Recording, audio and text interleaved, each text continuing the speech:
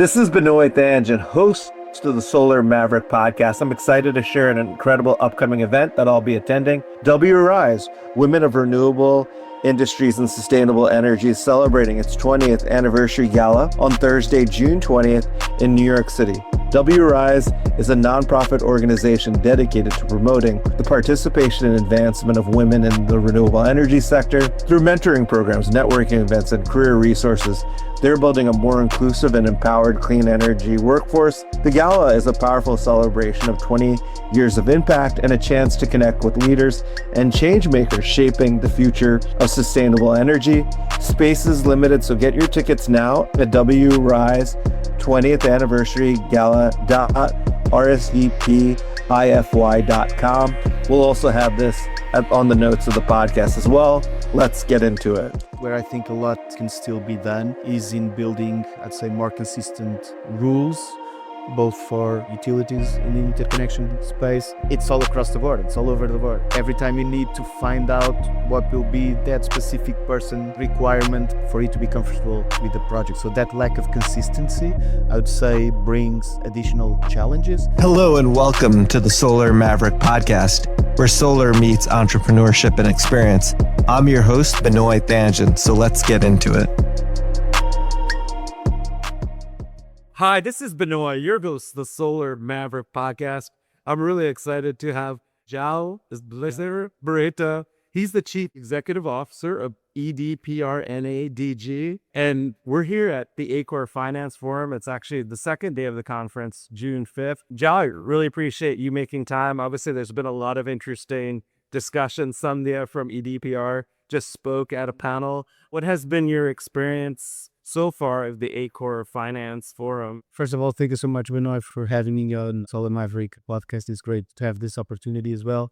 I mean, it has been a great conference so far. I think we are in a challenging but super interesting time in our industry. And so I really believe that all of these opportunities for the key industry players to come together, even if we are focusing on more of finance setting or supply chain and or bringing all of that together, I think this is a time for the different players to discuss, to get together, and to understand what are the ways forward for the renewable energy industry as a whole. Yeah, definitely. That is so true. It's been great, talking to a lot of people in the industry, collaborating. Obviously, this is a time too with, headwinds with the federal tax bill and getting everyone's perspective and how we could make a difference, but also too to get through these sort of challenging times and being strategic. It was interesting to hear about, we're a developer as well. We're developing 80 megawatts of projects in New York. It was interesting to hear Sandhya talk about how now it's a race, right? To get to basically a substantial completion where you could qualify, I think it's 5% to qualify for the investment tax credit. Is it true at DG, so Distributed Generation? Can you talk about first of all, your background, the company's background, and then a little bit about the DG business? Absolutely. So just starting by EDPR and our presence in the North American market. We entered North America back in 2007. Since then, so we started focusing in utility scale, initially mostly wind. Then towards the end of 2018, 2019, we started also focusing on solar utility scale, so kind of following the key industry trends. Then we added batteries as well. Around 2020, we made a decision to also enter DG as kind of a complement to our utility scale presence, not only in the US, but also given the trends that we were observing at the global level. And so just to give that perspective on what we have been doing in the North American market since we established ourselves in 2007, it became our core market for renewables globally. We are present across 28 countries globally, but the US and the North American market are our key market for renewables, is where we deploy 40 to 50% of our capital, of our investment envelope. So throughout the years, I believe we have invested in this economy more than $18 billion. That's substantial. We have an installed capacity in North America north of around 12 gigawatts, which is also, I'd say, impressive. And so that track record, that experience in North America really positioned us well to enter into the DG market. And that's a decision that we took in 2021. And so we've been in the DG market in the US since 2021. We currently have 300 megawatts, roughly speaking, of operating capacity, and that spreads across both, behind the meter CNI projects, but also community solar in some of the key markets that have robust programs for that type of projects as well. Our intention is to keep growing, let's say, at 70 to 100 megawatts per year, and so leveraging on all the capacities that we have built throughout the years in this country. Yeah, definitely. That's amazing to hear the growth and how many megawatts and how much you invested. And obviously, like, you're one of the early sort of investors in U.S. renewable energy distributed generation, starting in 2007. I mean, it's now been 18 years, which is pretty impressive. Can you talk about, like, are there certain markets in the U.S.? You mentioned, like, obviously there's certain community solar markets you had a preference. Is there certain states or certain regions of the country? Do you have a preference for DG projects? Yes, and when you talk about DG in the US, we are currently present across 25 states. But really, when we deep dive into that geographic footprint, let's say, it really centers around, I would say, two key areas for us. One of them is California has been a very good market for us, particularly on the behind the meter CNI segment of the business. In the community solar, as you may know, things did not go that well with the policy that was being proposed, particularly last year. But then also, and going back to community solar, our key presence is in the northeast of the country. And so core markets such as New York, Illinois, we have some presence in Maine as well, Massachusetts. Those more established markets is where we have been focusing our presence also in the community solar. Yeah, that is really interesting. So it sounds more of like the Northeast. Yeah. California, high electricity rates. Absolutely. Obviously, California has higher radiance as well.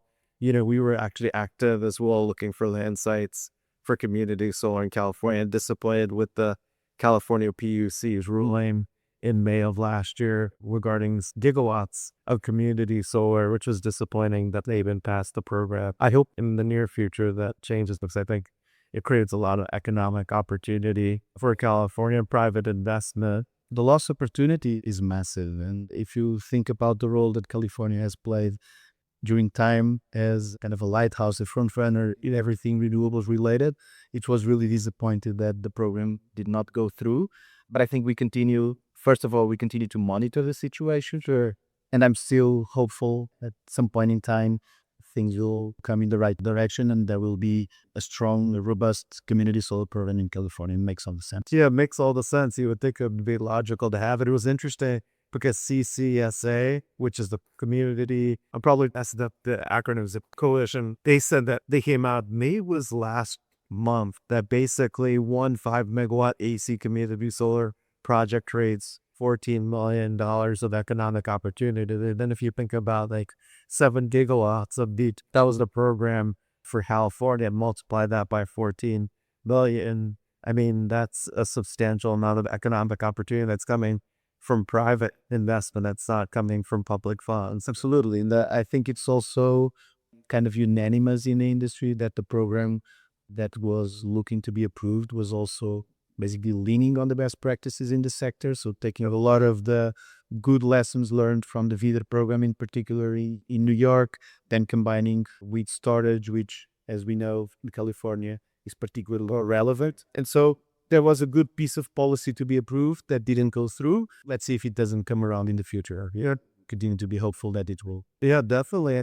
Are you seeing that more as well for DG, coupling solar with storage? Obviously in California, that was like the requirement of the program. There's certain markets like VIDR, the SMART program in Massachusetts, where you have like basically offtake in a sense for the storage. Are you seeing like where you're more coupling for DG? Or is it still too early? In DG, in terms of storage, we've been focusing more on the behind the meter. So coupled with solar in the behind the meter space. We haven't been investing so much in storage in community solar, which a lot of times is standalone storage. We have a couple of small projects in the SMART program in Massachusetts, but we haven't been investing as much in the New York VIDR storage space. And probably we'll go to that as well. But the current tariff uncertainty, I think it brings particularly more uncertainty to the storage space, even more than to the solar space. And so we are also cautious on that end to understand where the costs of storage will land in order to have a disciplined investment strategy on that space as well. Yeah, that is really interesting to hear that perspective. And then, you mentioned commercial, industrial storage, right, with solar. How have you gotten to push back from, like, I know in New York City, like, they have strict rules about lithium ion, but from the FDNY because of a flammability issue. Like, has that been challenging, like educating the building owners and any concerns that they might have about fire safety? Or Candidly, in New York, we haven't been looking at that much to storage. I think the economics from our perspective are challenging to pencil right now. And so we haven't yet gotten through those hurdles. They are still probably at an earlier stage. I've been focusing more on the solar part of the video program. sure, that makes a lot of sense, and that obviously makes sense to do community solar, yeah, because in that tariff. And obviously we talk a little bit about, just very high level, about house, tax bill. I'm sure, like, you've been fielding a lot of questions, of course, about it. Can you, like, talk to our audience we call Mavericks for the Solar Maverick podcast about, like, what's happening but right now with the house tax bill that was approved, and how does that impact renewables, and then what's the next steps with the bill that's right now in the Senate? I think the House bill that got approved obviously brings significant challenges and very significant impact in terms of not only the renewable industry, of course. When you think about all the externalities in terms of all the investment that it cancels out or that it doesn't allow to move forward, all the job creation that will not happen if the bill moves through the Senate. But also when you think more macro in terms of energy security, in terms of the increased electricity demand that is expected for the coming years, how important that will be not only for AI-driven data center demand, but also manufacturing demand. If the US wants to step up, as the narrative seems to indicate, in terms of that economic activity, not being able to deploy renewables at the speed and scale that is needed, it puts all of that at risk. So the level of negative economic impact also to the renewable industry that the current language of the bill that passed the House basically, causes is massive. Yeah, definitely. I know there's been a lot of concerns, obviously, in the industry about future growth prospects with potentially the ITC, obviously going away in a very quick, not a gradual step down. How has that, like, impacted your DG business? So in the DG business, I think current language of the bill obviously differentiates everything that is up to 2028 and beyond. And so DG has the advantage that it's faster to deploy relatively to other technologies. And so we still have an interesting path, at least for our pipeline, at least until 2028. We were also fortunately being able to safe harbor a lot of our equipment, which allows us to safe harbor the start of construction provision as well. And so our key, let's say, active restriction is really the place in service condition until the end of 2028. That's the cliff that we are seeing as the bill currently stacks. And so we are looking to advance the safe harbor pipeline of good quality projects that we have until 2028. And then beyond that, we really need to see how policy will evolve to see how to inform how we will make our investment decisions going forward. Yeah, that makes sense. That's really interesting to hear and logical, obviously, considering, how quickly it steps down. And then obviously there's going to be kind of a waiting up period and then basically reacting to the market. That's really interesting. Obviously, you know better than everyone else that the US market's, like, highly competitive. There's now a lot of large buyers of solar energy assets. Can you talk about how does EDPR differentiate from the competition? Yeah, absolutely. And particularly thinking about DG, I really see our competitive advantage coming from the combination of, in the one hand, our track record of more than 18 years operating in the US. So all the development capabilities, the ability to navigate policy, to navigate interconnection, to understand local stakeholders and be able to cooperate with local communities directly. I think that brings a direct advantage to us. But then also our global presence and all the track record that we have in working with, global accounts, big commercial customers that we have already dealt in the past. If you go back and think about where most of the demand in the US is expected to come from, like the hyperscalers, data center developers, and most of them we have already worked with them. They are some of our key clients. And so we will be happy to continue to work together with them to find the right solutions in terms of renewable energy supply to face their energy needs as well. Yeah, that's amazing to hear. And obviously, you're one of the biggest players, one of the longest players in the industry, and have relationships with some of the biggest clients. So obviously, that makes a lot of sense. Can you talk about, I guess, EDPR develops their own projects, but you also buy projects, you also co-development, it sounds, as well. Can you talk about like how, I guess, really the DG development strategy is, like how you want to own assets or how you partner with different. So we are developers, and so an important part of our development activity is in-house. We greenfield projects. We take them through all of the site control, permitting, interconnection. We do it ourselves and many times with our own development team. Having said that, we also have been partnering up in many occasions with other developers that have, interesting presences in some of the key programs where we want to be present. So we also had that ability. So I would say it's a combined strategy of in-house and co-development or development partnerships with key partners that we have been collaborating with over time. Yeah, definitely that makes sense. And obviously, it's amazing because you're not just purely like an asset owner, right? You have a lot of experience during the development. Yeah. It's great, like synergies in a sense. That's absolute, not just a purely financial investment when talking about other partners, which is really interesting to hear. And what trends are you seeing, obviously, in the DG space? I know what everyone's obviously talking about, the tax bill, but there's so many other like major trends that are happening in renewables and happening.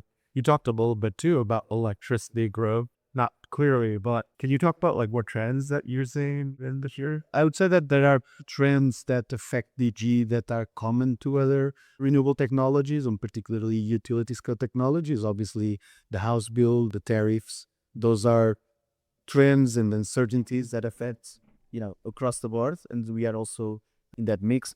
Then there are trends that I would say are more particular to DG. Some of them is interconnection is different in DG than it is in utility scale. You typically interconnect at distribution level, so our counterparties are typically also not the same ones as in utility scale. We still have some similar challenges there as well.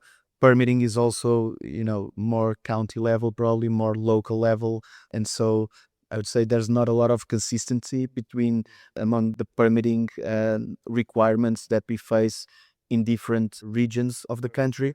Then there's a very important component to DG, which is, and particularly when we think about community solar, it's a policy-driven segment of the market, right? And so we've seen states implementing very robust community solar or sometimes virtual net metering policy.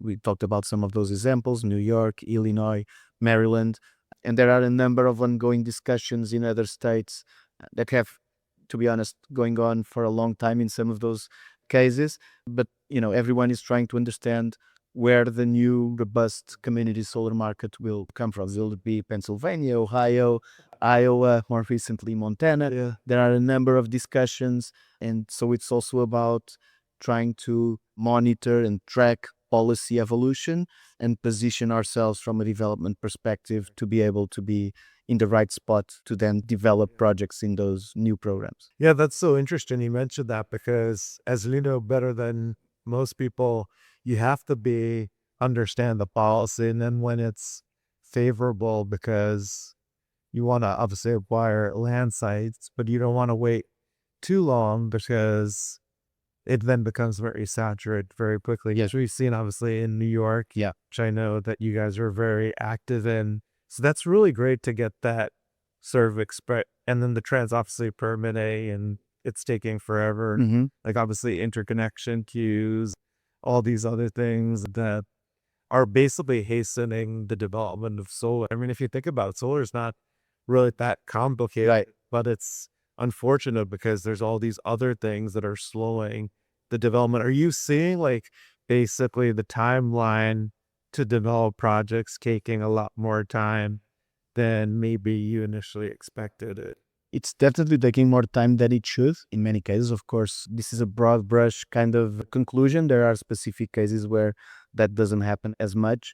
But for me, where I think a lot can still be done is in building, I'd say, more consistent rules, both for utilities in the interconnection space, but also in permitting and even in the AHJ's interaction and the requirements for the projects. It's all across the board. It's all over the board. Every time you need to find out what will be that specific person, sometimes it's not the entity, it's the actual person requirement for you to be comfortable with the project. So that lack of consistency, I would say, brings additional challenges. Those are challenges that we as developers need to know how to navigate. And that's also why I'm particularly fond of a strategy that focuses more on specific markets rather than be chasing projects throughout the country, because we need to understand the environment where we are operating. We need also to establish the relationships with those local agents so that they already know us next time we try to develop a project there, and we know also what the requirements will be.